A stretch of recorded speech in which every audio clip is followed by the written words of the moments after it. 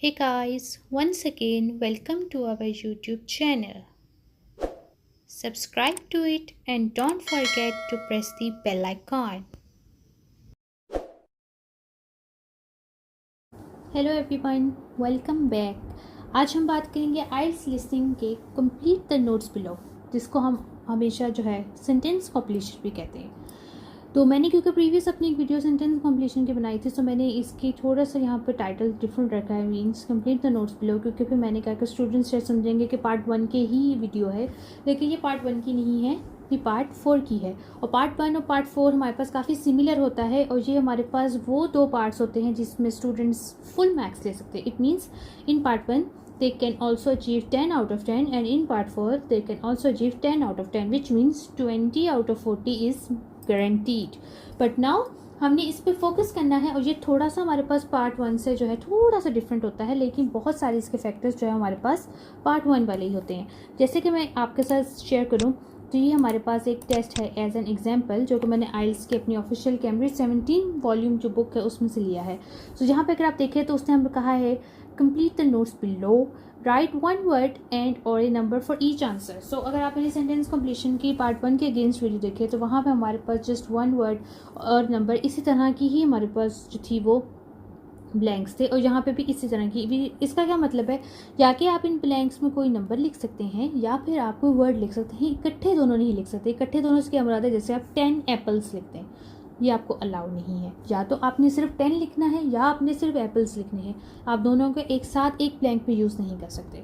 सो यहाँ पे मैं आपके साथ इनका जो ऑडियो मटेरियल है वो मैं आपके साथ शेयर करूँगी, और आपको बताऊँगी कि आपने किस तरह उसमें से अपना जो ब्लैंक है वो आपने डिटेक्ट करना होता है। जैसे कि हमें पता है कि हमारा ऑडियो सिर्फ एक ही दफ़ा प्ले होना है, और हमने साथ साथ उसमें से आइडेंटिफाई करने होते हैं कि कौन सा हमारे पास मिसिंग वर्ड है जो हमने इस ब्लैंक पर फिल आउट करना है। सो इसकी जो सबसे मेजर टिप है वो ये है कि आपके पास जब तक करेक्ट आंसर ब्लैंक में नहीं लगेगा, आप जब इसको यानी ऑडियो स्क्रिप्ट स्टॉप होने के बाद जब आप इसको दोबारा से रीड आउट करेंगे, तो आपका वो मीनिंग कंप्लीट नहीं होगा अगर आपका करेक्ट आंसर इन ब्लैंक्स में फिल आउट नहीं हुआ हुआ। लेकिन वो बात तो बात की है, यहाँ बच्चे इतना कंफ्यूज हो जाते हैं कि उनके पास जो है वो ऑडियो मटेरियल ख़त्म हो जाता है और उनकी ब्लैंक्स खाली की खाली पड़ी होती है। नो, ऐसा आपने बिल्कुल नहीं करना। ये आपके पास वो क्वेश्चन टाइप है जो आपको फुल मार्क्स दे सकती है और आपके बैंड को बूस्ट दे सकती है। सो यहाँ पे हम जो है इन क्वेश्चंस को जो है वो सॉल्व करेंगे, और यहाँ पे मैंने इसको एडिटेड वर्जन में खोल लिया है ताकि जब वो इसका करेक्ट आंसर बोले तो मैं यहाँ पे आपके साथ इसका करेक्ट आंसर जो है वो शेयर कर सकूँ।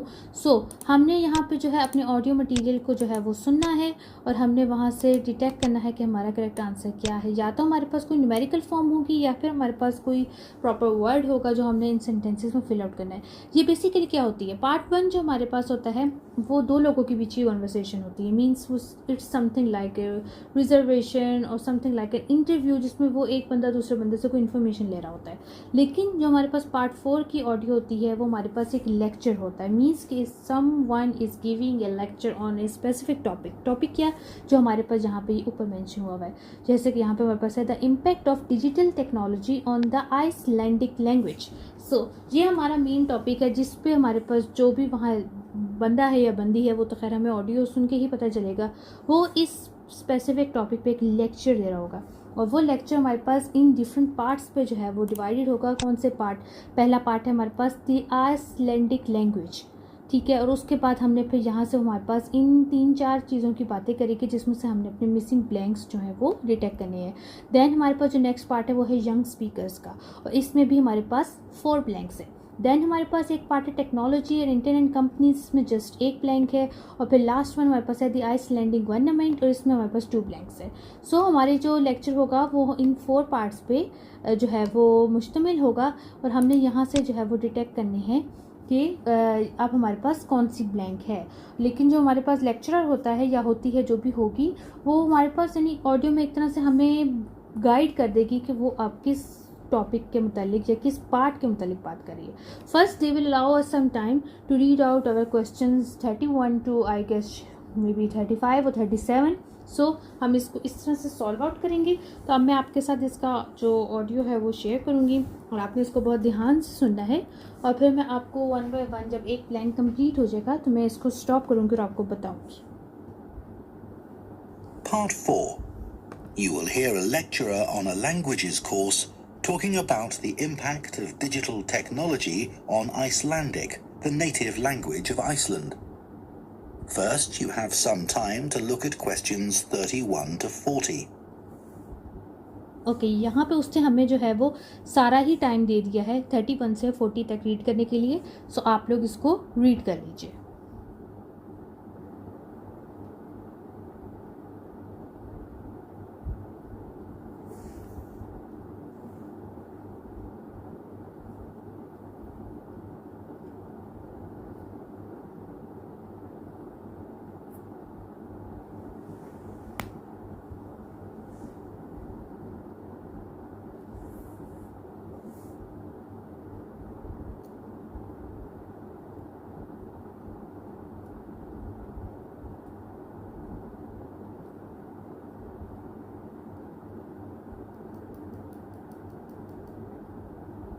Now listen carefully and answer questions 31 to 40. Right, everyone, let's make a start. Over the past few sessions, we've been considering the reasons why some world languages are in decline.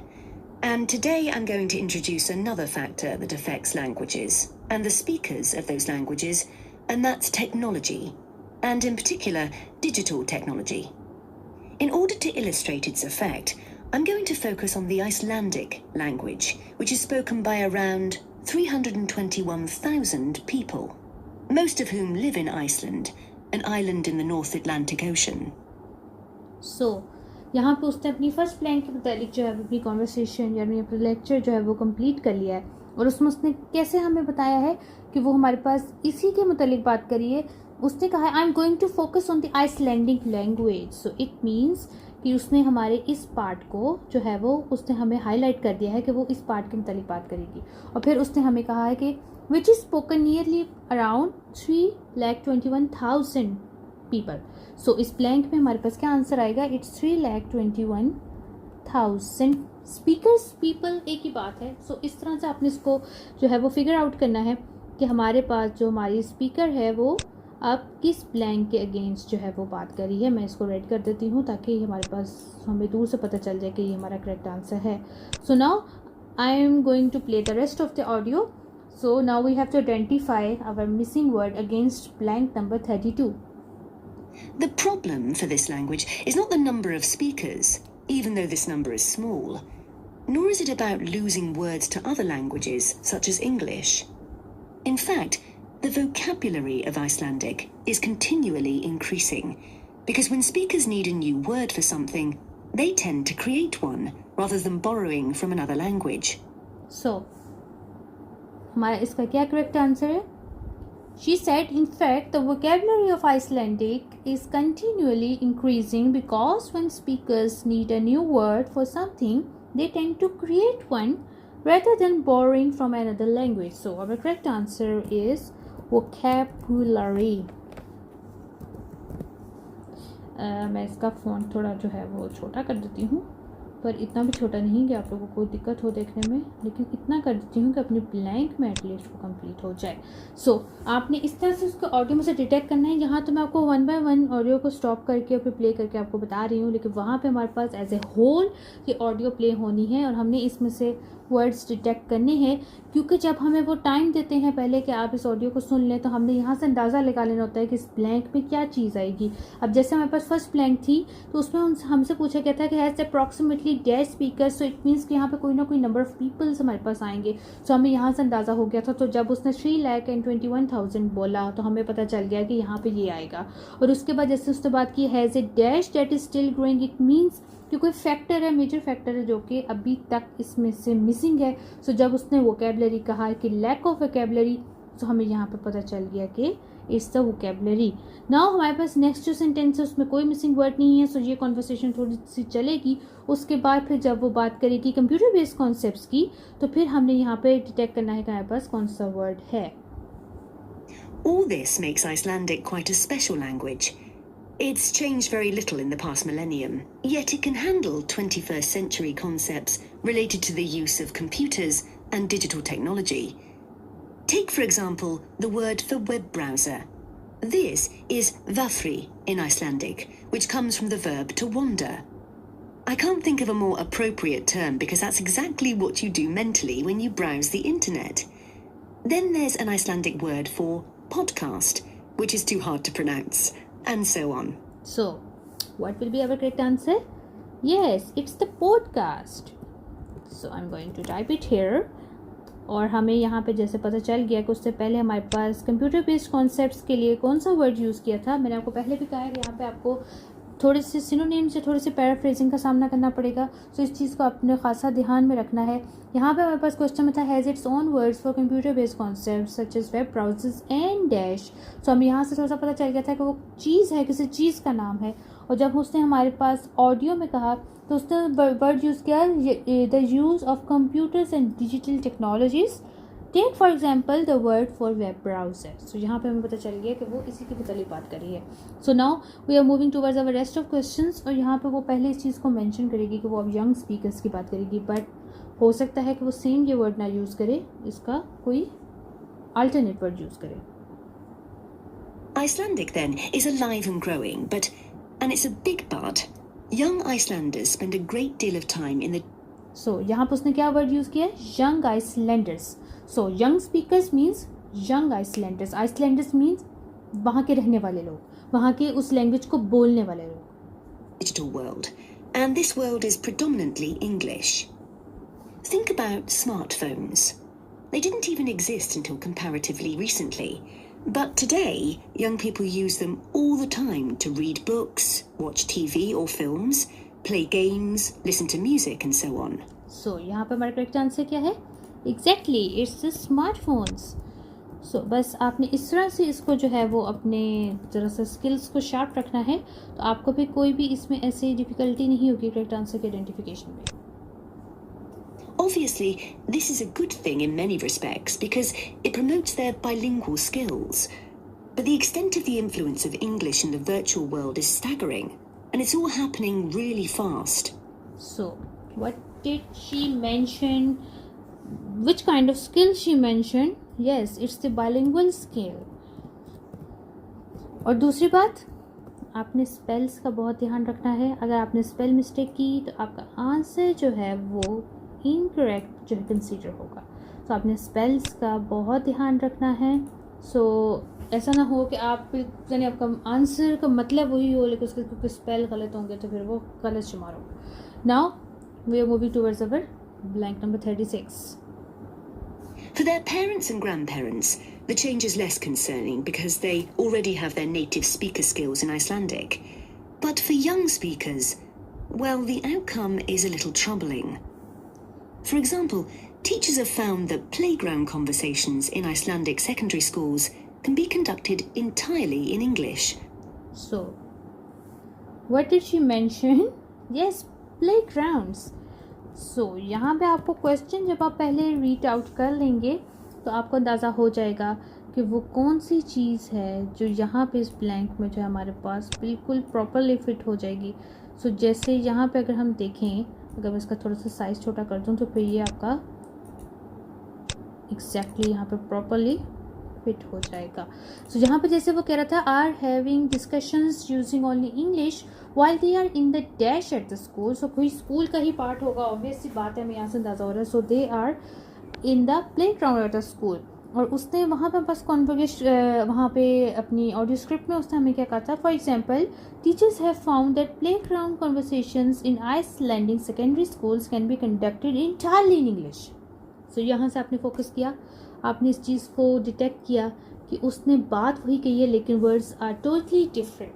So now we are moving towards our blank number 37. While teachers of much younger children have reported situations where their classes find it easier to say what is in a picture using English rather than Icelandic, the very real and worrying consequence of all this is that the young generation in Iceland is at risk of losing its mother tongue. So, what did she mention? What did she mention? She mentioned picture. So guys, देखिए मैं आपकी कितनी अच्छी जो है वो preparation करवा रही हूँ and it's just free of cost. Just आपको थोड़ा सा टाइम चाहिए और ज़ाहिर बात है जब तक आप किसी चीज़ को वक्त नहीं देंगे तो आप फिर उसका अच्छा रिज़ल्ट कैसे लेंगे। सो यहाँ पे अब हमारे पास यहाँ पे 37 तक हो चुका है कंप्लीट। अब मैं जो है इसकी जो नेक्स्ट इमेज है उसको कर लेती हूँ open, which is our blank 2. So now we are just remaining with our 3 blanks and I'm going to play the audio.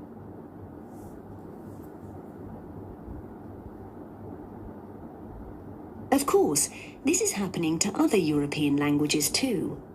But while internet companies might be willing to offer, say, French options in their systems, it's much harder for them to justify the expense of doing the same for a language that has a population the size of a French town, such as Nice.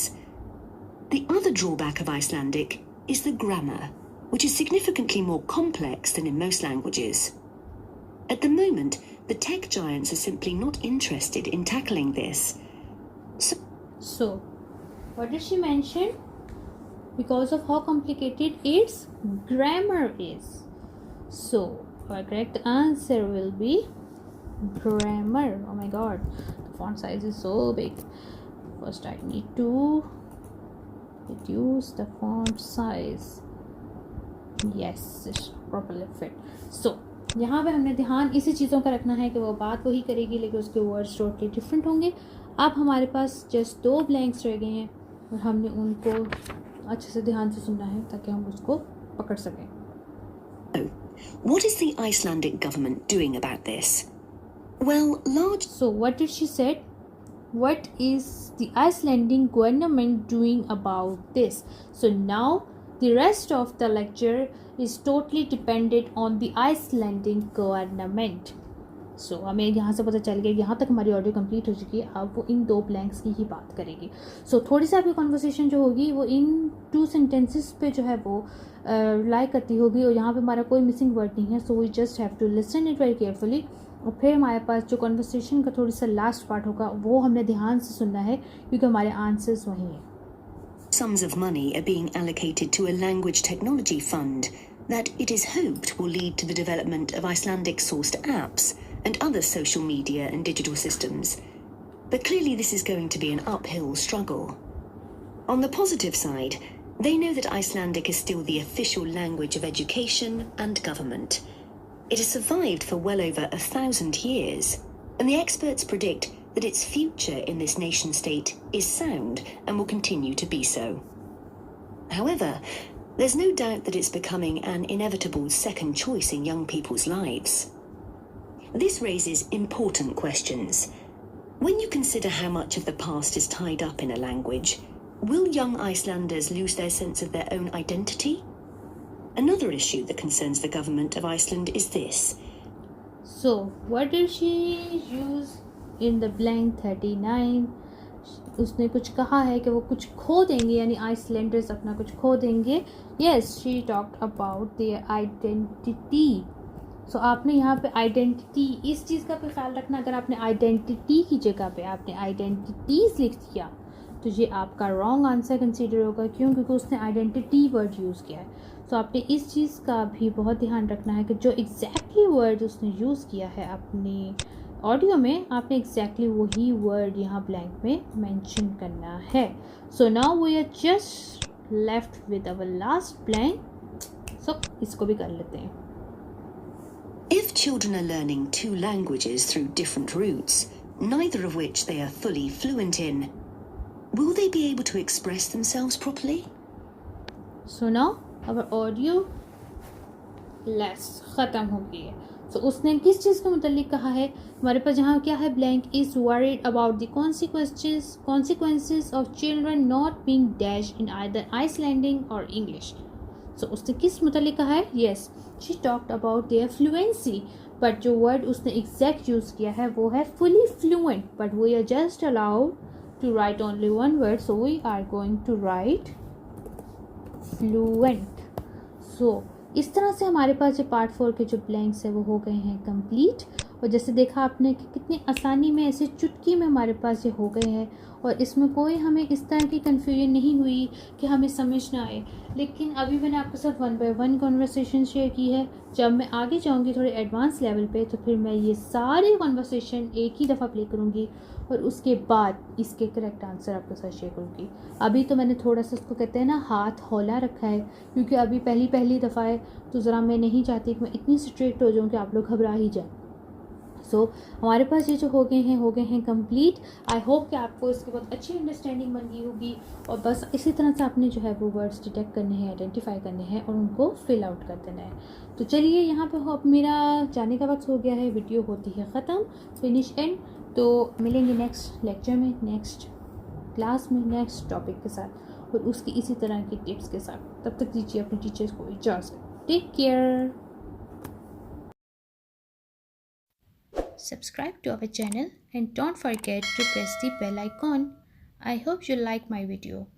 Next video का ज़रूर इंतज़ार कीजिएगा। Take care. Bye bye.